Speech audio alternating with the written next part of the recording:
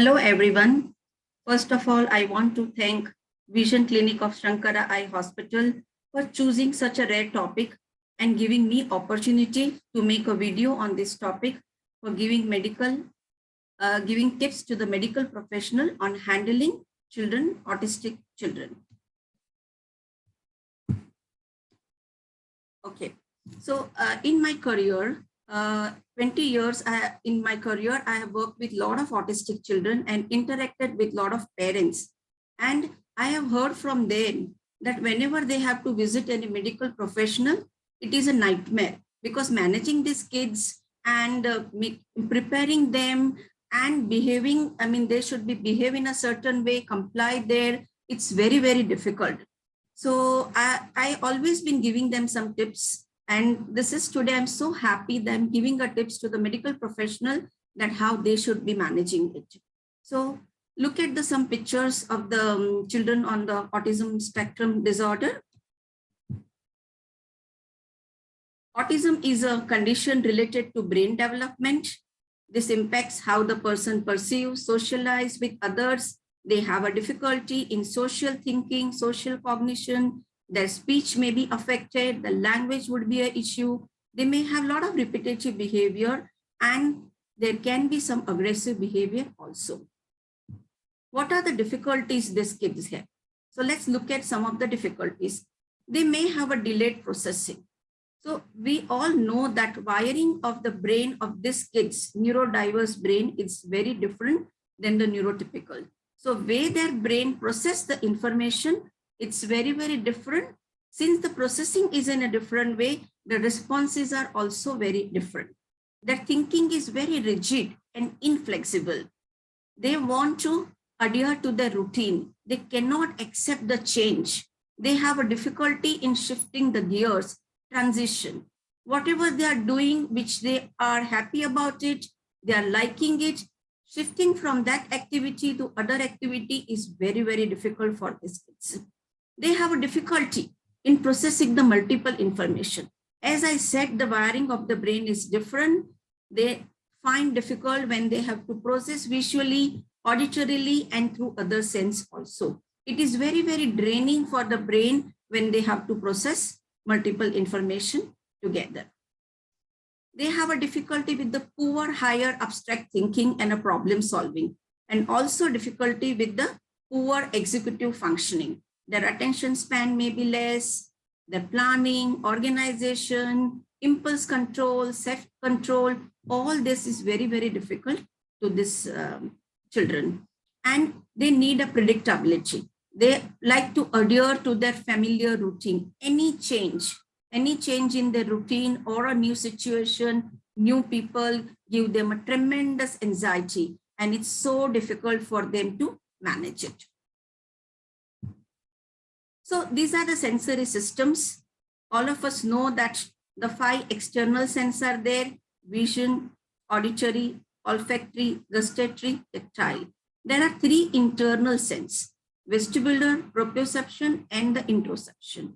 Vestibular is the sense which tells us that whether we are moving or we are still, in which direction we are moving. It is related to the movement and at what speed we are moving. This system has a connection with our vision and with our auditory system also. Proprioception is our inner navigation system. It tells us that where we are in the space, okay? It gives us awareness about our body and where we are in the space related to other people and other things in the environment. Interoception is the internal sense. It tells us whether we are hungry or we are thirsty or our bladder is full. So what is happening inside this, we come to know through this sense. It has a connection with our emotions. Now, when we talk with children with autism, they may have a difficulty in processing either of this, or maybe 2 or 3, or all of them also. So where they process this information and integrate all the senses together, which we called as a sensory integration, they have a difficulty. It is also called as a sensory processing dysfunction, SPD. So children may be over responsive to some of the stimulation. So these children They don't want this. Okay, it's, oh no, I don't want this stimulation. These children are very, very alert because any stimulation coming to them, it is like processed in a with the higher intensity with their brain. So the responses are also different. They don't like the sensation. They don't like being touched. So these children are very, very fragile children and always anxious children. There is some under responsibility, which is called as a sensory disregarder. These children, unless this sensation reaches to the certain intensity, their brain cannot register. So they need this sensation more and more. So these children may try and regulate their brain through this different sensory information. And there are some other kids, those are seeker, they are cravers. They want this sensation more and more. So because of all this, the way that brain process, we see a lot of behaviors. Because the environment is very, very difficult for them. It is assaulting the nervous system continuously. The world around them can be a scary place for them, which gives them a lot of anxiety and a lot of anxiousness. So now I'm going to give you some tips, which are very, very practical tips. And it is from my practical experience, which I have interacted with the parents and worked with children with autism. So let's go one after another. And I hope these tips are useful to you people. First, as I said, that this brain wiring is different, way they process the information. They have a difficulty with sensory integration. So these children are highly anxious about the place, new people. They have a stranger's anxiety. So whenever they have an appointment with any medical professional, prior to the scheduled appointment, if the child is allowed to visit to the clinic with their parents, okay, he can be in a waiting area, he can enter to the doctor's room, he can look around, and the doctor who's going to check him, if there are any other professional, let the child get acclimatized to this surrounding. This will help the child to reduce the anxiety, and next time when he's going to come to you, he would be more prepared for it. He would be more relaxed. His anxiety would be less, and he would more comply better, and there may not be behaviors, aggressive behavior would be there. If it may not be possible, many a time it is not possible that the parent or the child can visit, and if the doctor clinics are very, very busy, they cannot do that. In that case, if you can share the pictures of your room and the waiting area, how does that place look like? And the parents can show it to the children before they are coming. They can prepare the children. If they look at the picture, what is going to be there, and when they're going to be there, how that place is going to look like. This will reduce a lot of anxiety. As all of us know that children on the spectrum think in the pictures. So when they see the pictures, it is much, much easier for them. So either of this can be done if possible. Another thing I want to tell, that try and get the information from the parents before they are visiting. What are the sensory issues these children have? So according to you can modify the environment if possible. Or you can keep a form when they come, they can fill it. Parents, the form should be given to the parents where they can fill it, that what are the sensory sensitivities child is having, what are the things child don't like, what are the sensory avoidance child is having. So if you know this, you will be in a better position to manage the child. So let me give you one example. The child with the tactile sensitivity, okay, which we call as a hypersensitive to tactile information. And lot of kids have this on the spectrum. They do not like the light touch. They do not like somebody touching them without their knowing. Sudden touch, light touch from the strangers give them a lot of anxiety, and their brain goes into flight and fright mode. And it may give them meltdown. They may become aggressive. They may start kicking you. They may start shouting, and they may start screaming. And then it may not be possible for you to check it. And Many a times parents have told me, yes, madam, we went there to the clinic, but he did not comply and we had to come back. And the child will suffer with whatever issues the child has. So in this case, what I would suggest to you people, these children may not like the light touch, but they are okay with the firm touch. So whenever you are approaching the child, and if you know about the sensitivity, you can approach him with the firm touch, or what we call as a deep touch. Or you can ask him before, you can prepare him before that I'm going to touch you, and let the touch be little firm. So this, the child would be his flight and flight mode. He will go back to his relaxed mode, and you will be able to check the child. So this is the one thing I'm giving you a tip on that. Another, these children have a lot of auditory sensitivity, what we call as a auditory hypersensitivity. So their brain will perceive the surrounding sound at very, very higher pitch. So it is too much disturbing for them. It may give a trauma to their brain. They may not be able to take it. Most of the time, the clinics are noisy. There will be a lot of people would be there. They would be talking. So if you know about this, you may try and make that place little less noisy, or some less people around. If possible, that can be done. Or child can use headphones, the noise cancellation headphones can be used. This can also be done. Okay. And if the child is getting upset about it, because this is a genuine difficulty child has, that sound will be difficult for him to take it, then try and relax the child. Give him some calming strategy. Keep some fidget toys over there. Or what are the regulating or the sensory preferences child has, some calming toys can be kept there. So he will get, and give him some time. Child will get relaxed in some time. Because when child gets dysregulated, the parents also get very, very dysregulated and very, very anxious. So some time should be given to them to regulate. When the child calms down, you can then check the child. Some of the children do have a sensitivity to bright light. So when they enter the room, if the lights are very bright, it's too overwhelming for the child. And in that case, also child may not cooperate. So if the child has visited prior, and if child was disturbed, then if you can reduce the light in that area, that would be helpful. Same way, child may be sensitive to strong smells. The clinics may have some smell of the medicine. So that also he may get disturbed about it, and you may get some behaviors.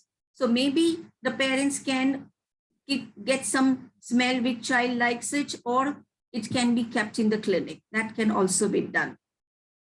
Some of the children do have a sensitivity or a hyposensitive to the vestibular system. So they want movement.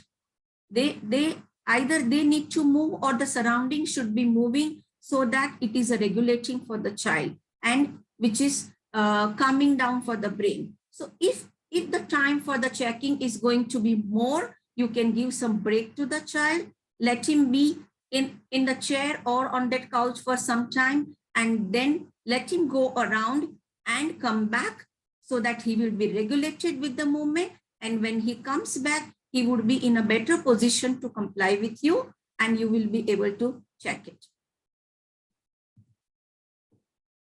Another thing is, these children, most of the children on the spectrum are the visual learners. They, as I said, that they think in the picture, and they may have a slow auditory processing. So whatever instructions are given to them, it will take time for them to process. And some of the time they are not able to process at all. So if you are giving some instruction to the child and child is not following, child do understand that, yes, the doctor is giving me some instruction, but I'm not able to follow. So that gives him more anxiousness and more anxiety. So in that case, if you, whenever you give an instruction, if you keep a rate of speech little slow, it's easy for them to perceive and for them to process. If you can use some gestures, along with your verbal instruction, that also will help these kids. Okay. Try and not to give too many verbal instruction, because it gives overloading to the child's brain, because they have a difficulty in processing. So substitute instruction with the pictures or visuals. So whatever instruction you are going to give him, if the child has, say, come from the vision assessment, or the child is going to the dentist, or the child is going to gastroenterologist. So whatever instruction, if you are going to give him, if there are some visual pictures, that would be very, very useful. So child will know that what he needs to be doing, what is expected out of him. So keep your verbal instruction less, use more of a pictures, use more of a gestures, and after giving the verbal instructions, wait for the child's response. If the child is not able to follow, okay, you make him follow that, make him do that. That is very easy for the child with the autism. Let the consultation be more predictable for the child. Once he enters, make him comfortable, and you can tell him, okay, I'm going to now check your stomach, or I'm going to put this on your chest and I'm going to use it. I'm going to check you. If there is a vision or vision assessment is done, again, you can say, now I'm going to check your eyes. I'm going to put the light on your eyes. It's just going to be for some time and then it's fine. So when the predictable environment is there, it is, their anxiety is less and they would be more relaxed and their compliance would be much, much better. Another tip I would like to give you, as I said, these kids have some difficulty. So one of the difficulty is the waiting. So whenever they have to wait for a longer time, it's very, very difficult for them because it is not predictable. They don't know how much I need to wait, what is going to happen after this. So I always tell parents that you need to prepare the child. You can carry some cards. The waiting card should be carried, and you can tell him that what is going to be there. Doctor is going to call you in some time. But if the waiting period is going to be long, these children find it very, very difficult, and they may throw a tantrum. They may get aggressive, and at times they may have a meltdown also. So once they have a meltdown, it would be very, very difficult to manage these kids. Okay. So if possible, give a preference to these kids. Okay. I know that doctors are very busy. The clinics are also very busy. But if some preference are given to these kids, that would be very, very useful to parents and to the kids also. In the waiting area, if some toys are kept, some fidget toys are kept, or some sensory toys, if they are kept, the child would be in a better position to organize and regulate. Okay. Once the child enters the room, okay, once they enter, the way they visually process that area, we don't know how they are going to process. And that gives them so much of anxiety. And as I said, the light in the room may disturb, the sound of the fan, the sound of the AC may disturb them, the smell. If the perfume, the doctor is wearing some perfume, that also might disturb the child. So let them get comfortable. Once they enter the room, let them look at it, make him sit on the chair or let him lie down on the couch, give him some time, okay, and try and be little playful with the child to make him comfortable. Try and empathize with the whatever difficulties child has. If this is done, the child will feel very, very secure, very, very comfortable. Moment the child's brain goes into insecure mode, he's not able to process the instruction, whatever given to him. And he will throw a tantrum, he will get aggressive, he may start kicking, he may start screaming, and it may lead into the meltdown. And having said that, once the meltdown is there, it is very difficult to manage these kids. So these are the simple tips I've given you when you have any child who is coming to you, who's in the spectrum. So thank you again for listening to this video patiently. And I hope these tips are useful to you. And in turn, it's going to give a lot of comfort to the parents and some relaxation to the parents, and they would be really happy, and the children also would be secure and comfortable, and the visits of the doctor would be a good and positive experience to the child. Thank you so much.